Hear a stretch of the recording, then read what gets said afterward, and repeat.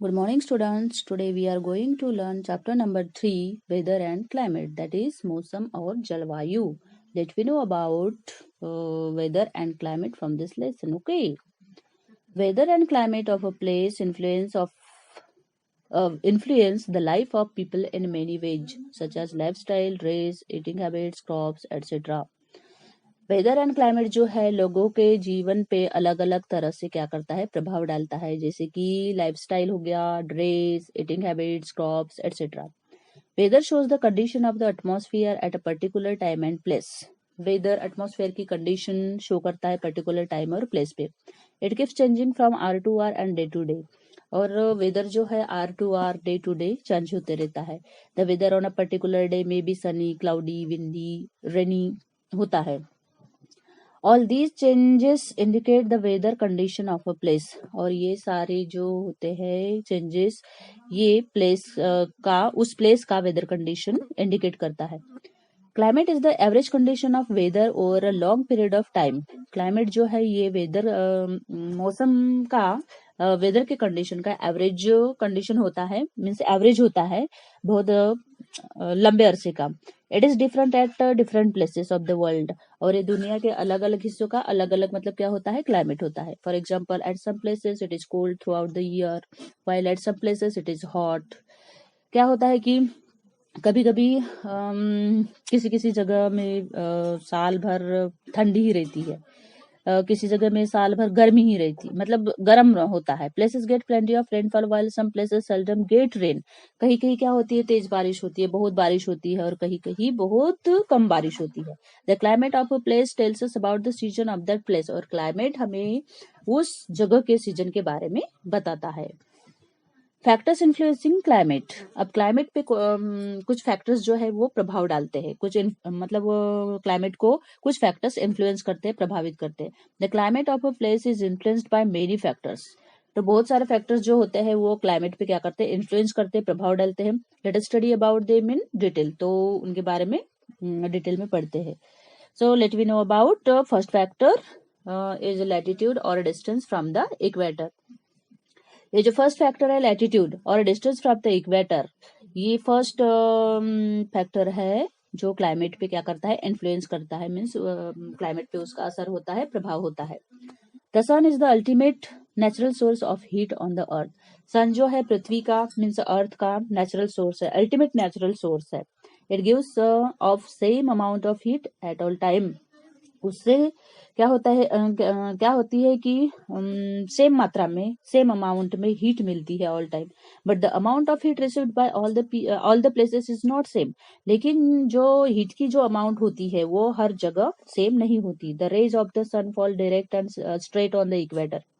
सन की रेज जो होती है, सूरज की किरणें जो होती है, इक्वेटर पे सीधी और डायरेक्ट गिरती है. The distance between the sun and the earth is the shortest on this line. और इक्वेटर पे क्या होता है, अर्थ और सन का जो डिस्टेंस होता है बहुत ही शॉर्ट होता है. So the areas near the equator remain hot. और इसलिए जो इक्वेटर के पास का जो एरिया होता है वो कैसा होता है, बहुत गर्म होता है. Whereas the areas which are far from the equator get slanting rays of the sun and remain cold almost throughout the year. और जो एरिया इक्वेटर से कैसा रहता है, थोड़ा दूरी पे रहता है, और उस एरिया पे सनराइज जो होती है वो स्लैंट गिरती है, मीन्स स्थिर सी गिरती है. तो वहां का जो क्लाइमेट होता है वो कैसा होता है, साल भर कोल्ड ही होता है, मीन्स ठंडा होता है. The places which are close to the north pole and the south pole are very cold. Close to the north pole, जो एरिया मतलब नॉर्थ पोल और साउथ पोल के पास में होते हैं वो बहुत ही ठंडे होते हैं. And remain covered with snow throughout the year. और वहां साल भर क्या रहता है, बर्फ ही बर्फ रहता है, कवर रहता है बर्फ का.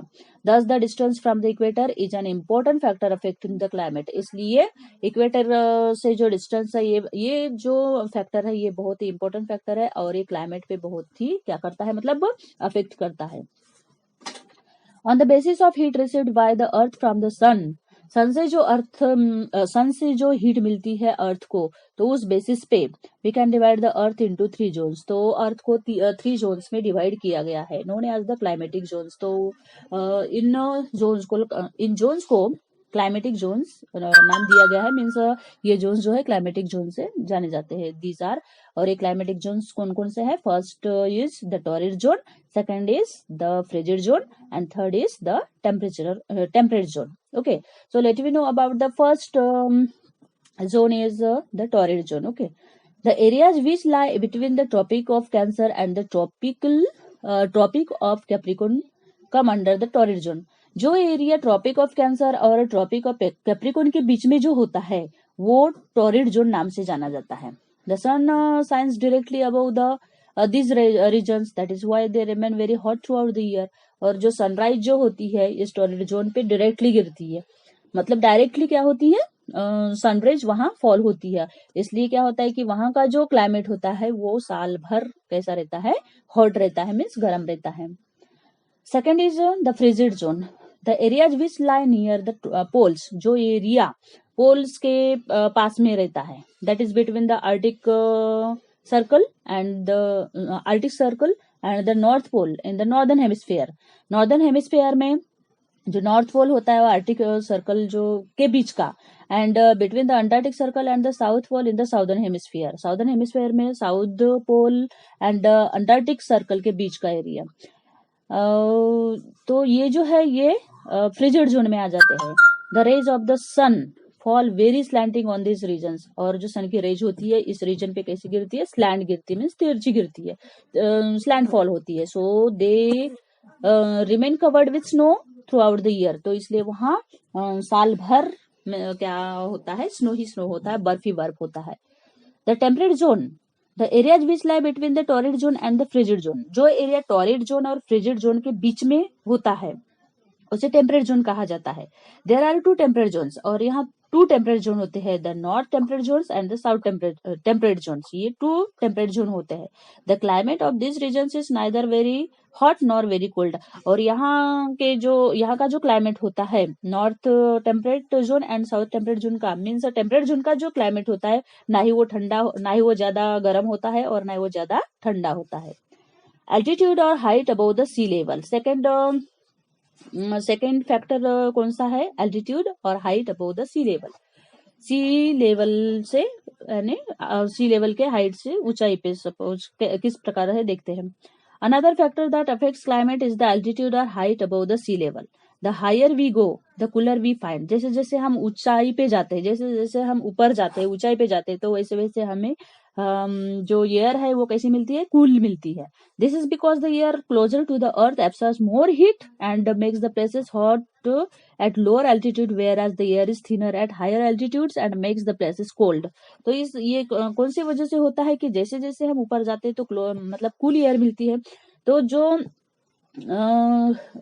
जो एयर मतलब अर्थ से पास में होती है तो वो क्या करती है? हीट एब्सॉर्ब, अर्थ क्या करती है? हीट एब्सॉर्ब करती है, और उससे क्या होता है कि closer to earth makes the place hot, उससे वो जगह हॉट होती है। लोअर एल्टीट्यूड में क्या होता है कि एयर थिनर होती है और उससे वो प्लेस कैसे होते हैं? कोल्ड होते हैं। This is the reason why even the hottest months of the year, तो यही कारण है कि हिल स्टेशन जो होते हैं वो हमेशा कैसे होते हैं? कूल होते हैं, ठंडे होते हैं। In knowledge kit the word torrid means very hot. Torrid का मीनिंग होता है बहुत ही गर्म। The area that lies in the torrid zone is the hottest area of the earth, और जो एरिया टॉरिड जोन में होते हैं वो बहुत ही अर्थ के हॉटेस्ट एरिया होते हैं। Second knowledge kit, air temperature drops between 1 degree Celsius to 3 degree Celsius for every 1000 feet height gain. जो एयर टेम्परेचर जो होता है वो 1 डिग्री सेल्सियस से 1 degree Celsius to 3 degree Celsius के बीच में होता है, और वो 1000 फीट उसकी हाइट होती है। 1000 फीट मीन्स 300 मीटर। अब यहाँ इवैल्यूएट योर सेल्फ में देखिए, यहाँ 2 क्वेश्चन दिए गए हैं, 2 क्वेश्चन के आंसर्स मैंने आपको पीडीएफ में अपलोड कर ली हूँ, तो आप वहां से देख के अपने कॉपी में राइट डाउन कीजिएगा। ओके, तो next remaining part of the lesson we will read in second part. Okay, thank you.